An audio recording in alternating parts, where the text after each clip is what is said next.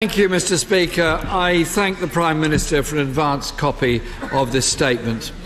In fact, I received it yesterday when the Prime Minister made an appeal entitled Seeking Common Ground in Parliament. And where did she make that appeal? Not in Parliament, but in a small room just down the road. Mr. Speaker, it's now clear the bold New Deal the Prime Minister promised is little more than a repackaged version of her 3 times rejected deal. The rhetoric may have changed, but the deal has not. I thank the Prime Minister for her letter. It offers no change on a customs union, no change on single market alignment, and no dynamic alignment on environmental protections. This government is too weak, too divided to get this country out of the mess that they have created. For over 2 years, the Prime Minister bullishly refused to consult the public or Parliament. She did not seek a compromise until after she had missed her own deadline to leave. And by the time she finally did, she had lost the authority to deliver. That became evident during the 6 weeks of cross-party talks that ended last week. Talks that were entered into constructively on both sides to see if a compromise was possible. But, Mr. Speaker, while those talks are going on, Cabinet Minister after Cabinet Minister made statements undermining what their colleagues in the room were offering. The Foreign Secretary, Leader of the House, International Trade Secretary and Treasury Chief Secretary all made clear they would not tolerate a deal which included a customs union. While Tory leadership contender after Tory leadership contender took it in turns to make it absolutely clear that any compromise deal would not be honoured.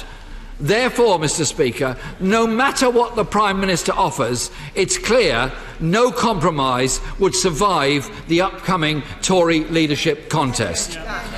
The multiple leaks reported from the Cabinet yesterday show the Prime Minister couldn't even get the compromise deal she wanted through her own Cabinet. And it's clear that the shrunken offer that emerged satisfied no one. Not her own backbenchers, not the DUP, and, Mr. Speaker, not the official opposition either. No Labour MP can vote for a deal on the promise of a Prime Minister who only has days left in her job. And even if the Prime Minister could honour her promises, the deal she is putting before us does not represent a genuine compromise. Her 10-point plan is riddled with contradiction and wishful thinking. Firstly, the Prime Minister pretends she's delivering something new with a temporary customs union. This isn't a compromise, it's just accepting the reality. Under the withdrawal agreement, we will already be in a temporary customs union through the transition period, which can last for up to 4 years. And if not, we will enter the backstop, which in effect keeps us in a customs union too, without any say. Secondly, why would this House legislate for a plan which has already been comprehensively rejected by the European Union? The government wants to align with the European Union on goods to keep frictionless trade, while at the same time wants to pursue trade deals which would undermine this process. It's simply not compatible.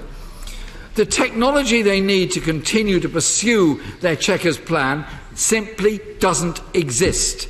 It's already been ruled by the EU as illegal, impractical, and an invitation to fraud. And, Mr. Speaker, the government has failed to provide any economic analysis to show this would make us better off. Why would the House support such a chaotic and desperate approach? Labour set out a sensible compromise plan over a year ago, including a comprehensive and permanent customs union with the EU that gives us a say, that would allow us to strike trade deals as part of the world's biggest trading bloc, bring investment while maintaining the highest standards. It's credible and achievable. and the best way to protect industry, manufacturing and jobs, something this government is woefully indifferent to, as the latest crisis in the steel industry shows today. The government must be prepared to step in and take a public stake to save thousands of high-skilled jobs at British Steel, a foundation industry for any major economy. Instead, the Tory obsession is for striking trade deals with the likes of Donald Trump. They prioritise chlorinated chicken, further NHS privatisation and deregulation over protecting supply chains and jobs in this country.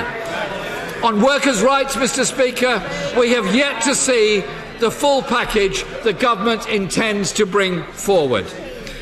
But many in the trade union movement remain very sceptical. As Frances O'Grady of the Trade Union Congress said yesterday, and I quote, "This reheated Brexit deal won't protect people's jobs and rights." On environmental protections, it's clear the Prime Minister is not offering dynamic alignment, and that under her proposals the United Kingdom would fall behind in a number of areas, with only a toothless regulator under the control of the Environment Secretary in place of binding international commitments to protect our environment. Finally, Mr. Speaker, on the issue of a confirmatory vote, I'm sure nobody here will be fooled by what the Prime Minister is offering.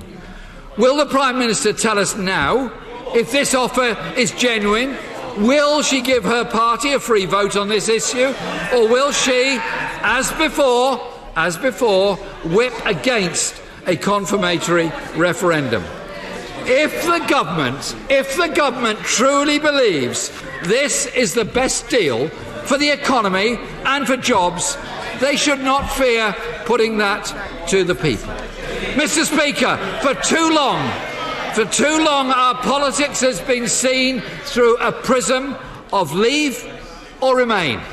This is dividing our society and poisoning our democracy.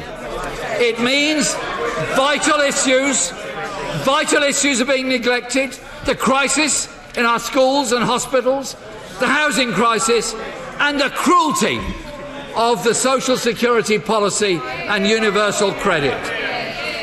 Our country needs leadership to bring us together. However, this Prime Minister is not the person to do that. Throughout the last 3 years, she's made no attempt to unite the country. She's been focused only on keeping her divided party together, and it hasn't worked. And her time has now run out. She no longer has the authority to offer a compromise and cannot deliver. That's why it's time for a general election to break the Brexit deadlock and give the country a say.